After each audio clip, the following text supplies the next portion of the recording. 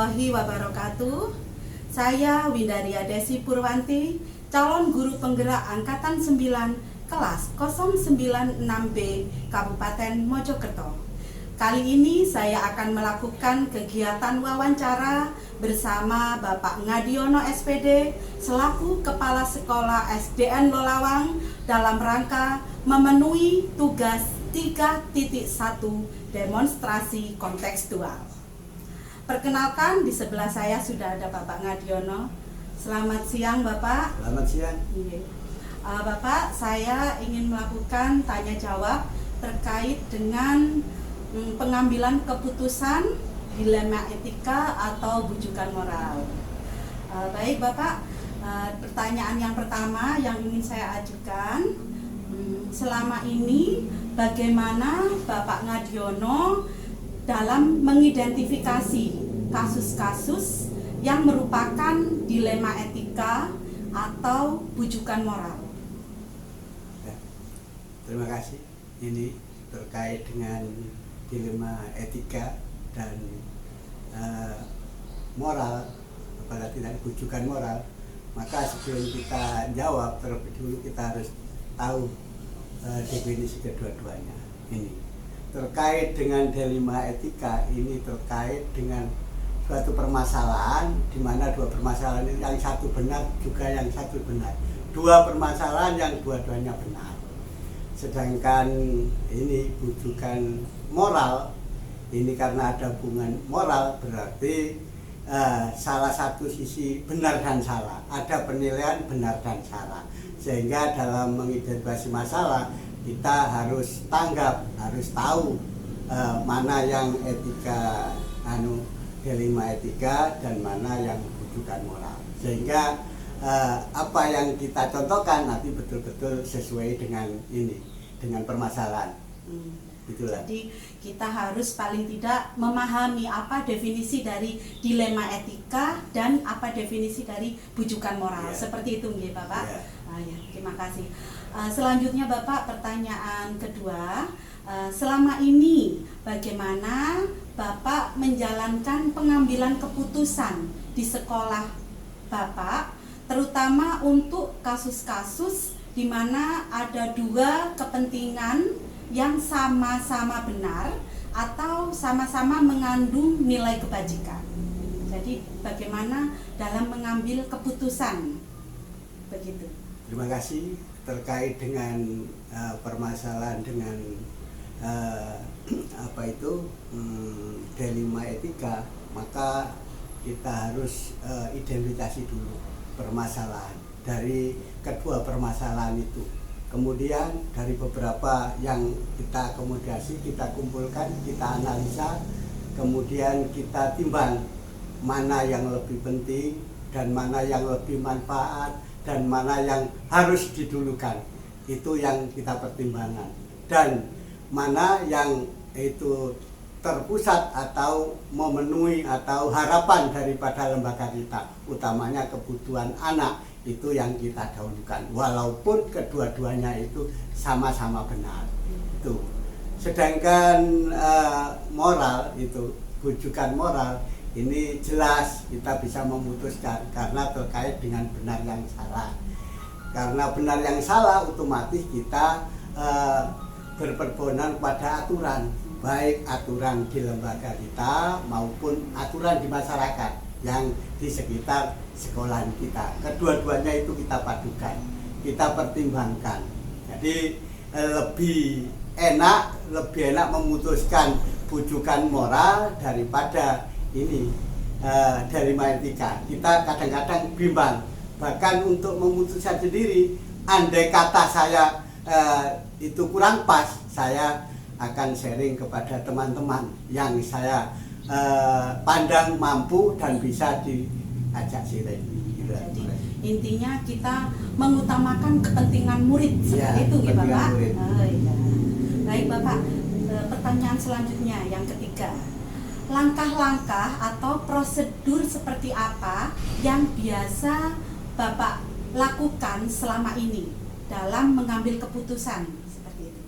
Terima kasih. Terkait dengan dua masalah itu tetap kita mengedepankan kebersamaan, musyawarah, kita dalam memutuskan sesuatu. Saya kira kalau diputuskan hanya seseorang ini lebih baik daripada beberapa orang. Jadi ya, saya mengedepankan musyawarah, utamanya kepada teman-teman memang yang saya pandang mampu, baik itu senior maupun junior. Ini saya ajak permasalahan yang betul-betul memang terjadi ini kebimbangan, sehingga misalkan A dan B, kalau A ini saya putuskan maka salah satu sisi akan merasa dirugikan atau merasa kurang enak. Salah satu sisi mungkin merasa saya untungkan. Dari pertimbangan ini sehingga saya ambil jalan keluar. Misalkan kalau jalan itu, keputusan itu saya ambil misalnya garis tengah, itu tidak memungkinkan, maka yaitu tadi seperti yang tadi saya utarakan, mana yang perlu didahulukan dan mana yang manfaat atau ini sangat berbobot untuk kepentingan siswa. Itu. Jadi intinya yaitu dengan melakukan musyawarah bersama rekan sejawat atau Bapak Ibu guru di lembaga SDN Lolawan. Seperti itu nggih Bapak. Ya, terima kasih. Selanjutnya Bapak, pertanyaan yang keempat. Hal-hal apa saja yang selama ini Bapak anggap efektif dalam pengambilan keputusan pada kasus-kasus dilema etika? Ya, terima kasih. Terkait dengan itu, hal-hal yang sudah kita lakukan, karena kita itu juga terkait dengan sekarang itu harus berbasis data. Maka kita harus, selain masalah itu kita samakan, maksudnya kita akomodasikan dengan data, utamanya adalah rapor pendidikan ini, sehingga betul-betul nanti yang kita putuskan ini sesuai dengan tuntutan dari pemerintah, yaitu berbasis data. Selain itu juga ini dari visi dan misi yang kita harapkan nanti ini, sehingga betul-betul ini betul-betul ya sesuai dengan untuk kemajuan dari lembaga ke arah yang lebih baik. Jadi sesuai dengan data yang ada, agar sesuai dengan target yang diinginkan, seperti itu nggih. Ya, luar biasa Bapak Ngadiono. Baik Bapak Ngadiono, terkait dengan pertanyaan yang kelima, hal-hal apa saja yang selama ini merupakan tantangan dalam pengambilan keputusan pada kasus-kasus dilema etika? Tantangannya apa Bapak? Itu tantangan saya kira juga banyak. Kadang suatu contoh. Salah satu sisi misalkan teman kita, teman dari tenaga pendidik, ada kalanya teman itu misalkan dalam yang saya beri mandat untuk mempersiapkan misalkan USN dan yang lain ini, orang ini betul-betul memang memproyeksikan bagaimana ini USN ini lembaga kita bisa muncul nanti, utamanya di kecamatan, syukur-syukur sampai nanti di ini. Biasanya karena sudah mandat itu berikan, teman ini menggebum pupuk, memang ingin mendapat juara. Tapi di salah satu sisi beliaunya kadang-kadang kurang memperhatikan namanya ini keadaan siswa, bahwa siswa itu yaitu tadi siswa itu ada kurang dan lebihnya. Ini kadang-kadang kurang begitu diperhatikan, sehingga perlu dalam satu sisi lain ini usaha yang dilakukan betul-betul ini saya apresiasi. Kemudian dari sisi lain kurang memperhatikan dari kondisi maupun keadaan siswa ini kadang-kadang terabaikan. Maka ini juga perlu solusi ini, sehingga sama-sama jalan itu, sehingga dari harapan ingin menjadi juara itu termasuk harapan yang utama, tetapi keadaan siswa ini juga harus diperhatikan, sehingga pada saat mengikuti lomba betul-betul anak ini diposisikan sesuai dengan ini, dengan kompetensinya masing-masing, dan apa yang ditargetkan dari guru itu tercapai dengan sempurna.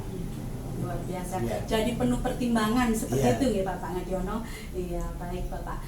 Pertanyaan selanjutnya Pak, apakah Anda memiliki sebuah tata kala atau jadwal tertentu dalam sebuah penyelesaian kasus dilema etika?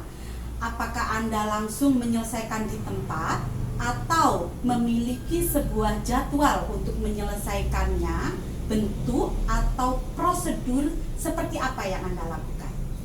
Terima kasih. Terkait dengan masalah itu kalau kita timbang ada masalah yang sifatnya ringan, ada yang sedang, ada yang berat. Yang berat ini tentunya ada dampak nanti, sehingga kita juga membutuhkan waktu. Kalau masalah itu dianggap enteng, ringan, maka seketika itu bisa kita putuskan, kita arahkan, kita carikan solusi. Tetapi kalau sesuatu yang berat memang butuh pemikiran yang lebih matang, lebih jernih, sehingga betul-betul seperti yang saya katakan di muka tadi, harus betul-betul kita mengedepankan musyawarah, terutama teman-teman tadi yang dipandang mampu dan bisa memberi solusi yang terbaik.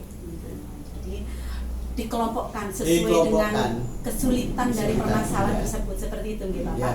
Ya, baik Bapak. Terkait dengan pertanyaan nomor 7, yaitu adakah seseorang atau faktor-faktor apa yang selama ini mempermudah atau membantu Anda dalam pengambilan keputusan dalam kasus-kasus dilema etika?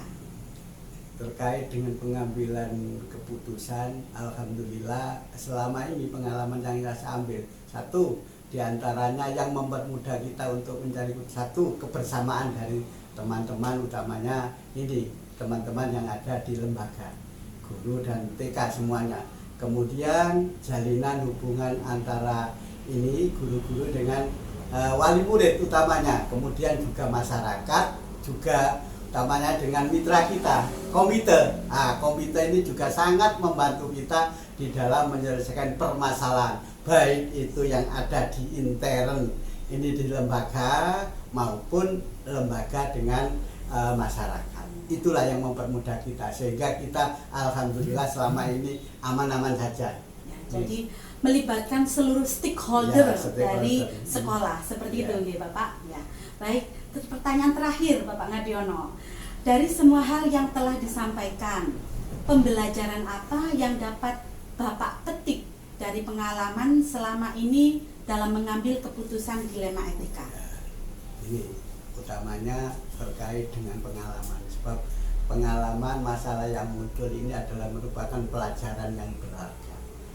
Dan dari masalah-masalah ini kita analisa, kemudian kita akumulasi masalah apa yang sering muncul, sehingga untuk referensi mengambil kebijakan atau menentukan peraturan atau membuat peraturan di tahun yang akan datang ini untuk mengantisipasi hal-hal yang terjadi ini, sehingga tidak sampai terjadi lagi, yaitu bersifat preventif itu. Sehingga betul-betul apa untuk hari ini, kekurangan hari ini tertutupi untuk tahun-tahun berikutnya, sehingga betul-betul lembaga kita itu kondusif, enak, nyaman.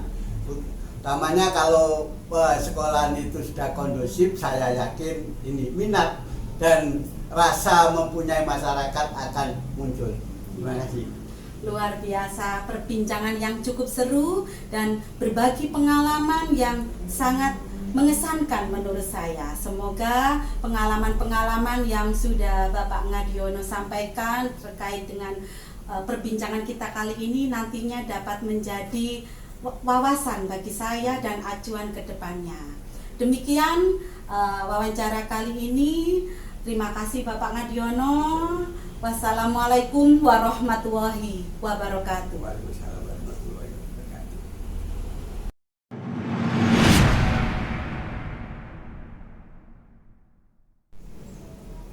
Assalamualaikum warahmatullahi wabarakatuh. Ini saya akan melakukan kegiatan wawancara terkait tugas keputusan dilema etika atau bujukan moral. Saya bersama dengan Ibu Kepala Sekolah SDN Sri Gading, yaitu Ibu Koiria. Assalamualaikum. Baik, mari kita mulai. Assalamualaikum Bu Koir. Waalaikumsalam warahmatullahi wabarakatuh. Bagaimana kabarnya? Alhamdulillah luar biasa. Hari ini bisa bertemu dengan Bu Winda kembali. Iya. Dalam kegiatan kali ini saya ingin melakukan beberapa pertanyaan. Saya melakukan wawancara terhadap Bu Koir ya, terkait dengan tugas pengambilan keputusan, dilema etika atau bujukan moral. Yang pertama yang ingin saya tanyakan, selama ini bagaimana Anda dapat mengidentifikasi kasus-kasus yang merupakan dilema etika atau bujukan moral? Terima kasih Bu Winda. Alhamdulillah akhir-akhir ini memang banyak terjadi masalah, kasus yang harus saya tangani yang termasuk saya anggap itu dilema etika. Menurut saya dilema etika itu adalah kasus-kasus yang ada dua kemungkinan, benar lawan benar.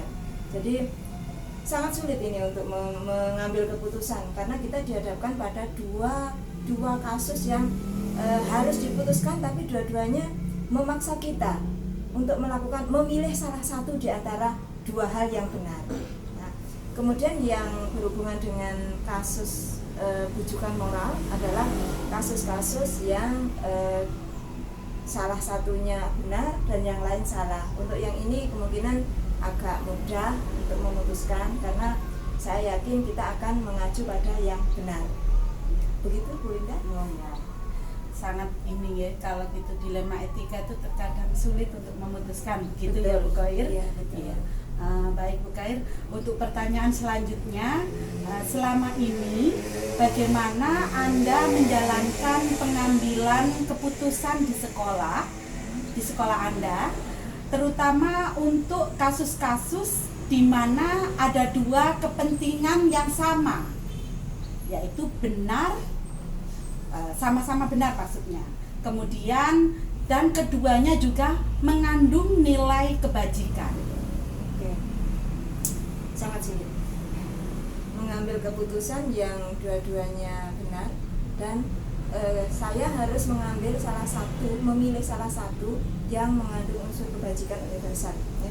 Yang pertama langkahnya adalah saya akan mengidentifikasi dulu masalah tersebut, kemudian memilih, meskipun sama-sama benar tapi kita harus memilih salah satu karena dua ini mewajibkan kita untuk memilih salah satu, tidak mungkin kita pilih dua-duanya karena bertentangan. Jadi kita harus berpijak pada yang pertama adalah kepentingan murid dulu. Apakah nanti itu merugikan atau tidak untuk murid. Yang kedua, kita berpijak pada kebijakan universal, dan yang ketiga, keputusan kita harus bertanggung jawab. Itu. Jadi kita tidak bahasa Jawanya gerusak-gerusuk memutuskan, tapi kita minimal bermusyawarah dengan teman-teman atau komite atau siapapun yang bisa kita ajak sharing untuk mengambil keputusan, dan yang paling penting untuk kepentingan murid dan tidak merugikan siapapun. Luar biasa ya Bu Koir. Jadi yang utama yaitu untuk kepentingan murid, seperti itu ya. Iya. Baik Koir, pertanyaan ketiga. Langkah-langkah atau prosedur seperti apa yang biasa Anda lakukan selama ini? Oke. Yang pertama yang sudah saya lakukan untuk penyelesaian masalah-masalah yang terakhir adalah kalau saya masih ragu dalam memutuskan, saya akan bermusyawarah dulu dengan teman-teman guru, kemudian stakeholder yang ada, komite, kemudian paguyuban, bisa jadi wali murid yang saya anggap mempunyai kemampuan lebih dalam mengambil keputusan, bijaksana begitu. Atau saya bisa ke atasan saya, misalnya pengawas atau kemungkinan ketua K3S gitu, yang bisa memberikan saya solusi tentang masalah-masalah yang saya masih ragu dalam memutuskannya. Baru setelah itu saya pertimbangkan dengan matang mana yang harus saya ambil. Ya, jadi Bu Koir akan melibatkan baik itu komite, paguyuban, dan juga pengawas, seperti itu ya. Ya, baik Bu Koir. Pertanyaan selanjutnya Bu Koir. Ya. Hal-hal apa saja yang selama ini merupakan tantangan dalam pengambilan keputusan pada kasus-kasus dilema etika? Oke. Tantangan ya. Oke. Tantangan dari hal-hal yang saya dalam pengambilan keputusan untuk masalah-masalah termasuk dilema etika, yang pertama adalah apabila masalah itu berhubungan dengan pendidikan, kemudian yang bermasalah tidak sadar akan pentingnya pendidikan. Nah, itu akan menghambat saya waktu mengambil keputusan, karena kebijakan saya justru akan mereka tolak karena mereka tidak tahu, tidak paham apa pentingnya pendidikan. Begitu tantangannya antara itu. Jadi yang pertama tidak paham pendidikan, yang kedua adalah orang-orang yang tidak mendukung terhadap kepentingan murid, begitu. Jadi mereka kemungkinan hanya mementingkan diri sendiri atau kepentingan lain yang tidak berhubungan dengan pembelajaran dan berpihak pada murid. Itu merupakan tantangan bagi saya untuk mengambil keputusan. Sesuatu hal yang sangat sulit ya Bu Khair. Ya. Baik Bu Khair, untuk pertanyaan selanjutnya, hal-hal apa saja yang selama ini merupakan tantangan dalam pengambilan keputusan? Pertanyaan selanjutnya, apakah Anda memiliki sebuah tata kala atau jadwal tertentu dalam sebuah penyelesaian kasus dilema etika? Apakah Anda langsung menyelesaikan di tempat atau di sebuah jadwal dalam menyelesaikannya, bentuk atau prosedur seperti apa yang Anda jalankan? Oke. Untuk jadwal sepertinya saya tidak punya, tidak ada ya. Jadi kondisional saja, tergantung masalah yang saya hadapi. Apabila masalah itu urgent dan harus segera diselesaikan, maka akan saya selesaikan secepat mungkin dengan memanfaatkan stakeholder. Sekali lagi saya selalu mengandalkan stakeholder, teman-teman saya, untuk membantu saya menyelesaikan masalah itu. Tapi apabila masalah itu punya rentang waktu yang bisa saya manfaatkan untuk menyelesaikan, mendiskusikan dengan teman-teman, maka akan saya diskusikan untuk mendapatkan solusi yang terbaik, begitu. Jadi lebih cepat, lebih baik, seperti itu ya Bu Khair. Ya, luar biasa. Baik Bu Khair, pertanyaan selanjutnya, adakah seseorang atau faktor-faktor apa yang selama ini mempermudah atau membantu Anda dalam pengambilan keputusan dalam kasus-kasus dilema etika? Menurut saya yang paling membantu adalah teman-teman rekan-rekan guru yang selalu memberikan pendapat, memberikan solusi. Kalau teman-teman guru itu nanti tidak memberikan pendapat atau solusi, saya akan keluar dari teman-teman guru. Saya memanfaatkan komite, paguyuban, dan sekali lagi sahabat yang bisa saya mintai pertimbangan tentang masalah atau kasus yang saat itu saya hadapi. Ya, dengan prosedur yang pertama adalah saya tunjukkan dulu masalahnya, kemudian nilai-nilai yang terkandung di dalamnya, kemudian efek dari keputusan saya. Nanti saya berharap apa yang saya putuskan bernilai positif dan menguntungkan banyak pihak, tidak merugikan siapapun. Itu pijakan saya.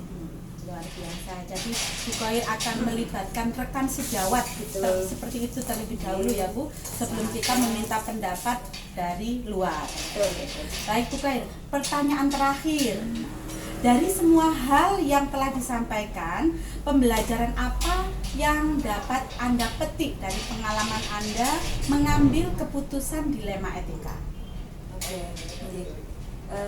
Memang banyak hal ya dalam pengambilan keputusan itu yang saya pelajari selama ini, terutama dalam menyelesaikan kasus-kasus yang berhubungan dengan dilema etika. Kita tidak boleh sembarangan, tidak boleh sembrono dalam mengambil keputusan. Kita harus benar-benar teliti, jeli dalam mengambil keputusan, karena satu langkah saja kita salah, maka keputusan kita akan berdampak pada siswa. Mungkin bukan hanya siswa, tapi teman guru atau sekolah. Jadi pelajaran yang saya dapat adalah berhati-hatilah dalam mengambil keputusan. Jangan terburu-buru apabila mengambil keputusan, apalagi kalau itu dampaknya nanti kepada siswa. Kita berusaha mengambil keputusan terbaik dengan mengambil resiko terendah dan hasil yang sangat banyak memberikan kebaikan pada orang lain. Mungkin itu yang bisa saya pelajari. Luar biasa Bu Khoir, jawabannya sungguh memberi wawasan kepada kami, semoga bermanfaat bagi kami untuk kedepannya.